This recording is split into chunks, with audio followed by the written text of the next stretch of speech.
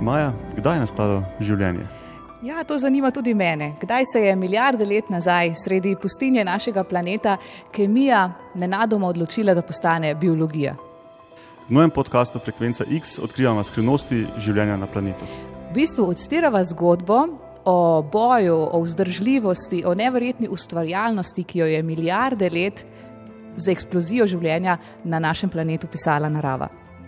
In kje v tej zgodbi je človek? Smo res krona stvarstva? Prisluhnite našemu novemu podcastu Vse živo, kjer odstiramo življenje. Je človek res krona stvarstva? Res? Vse živo.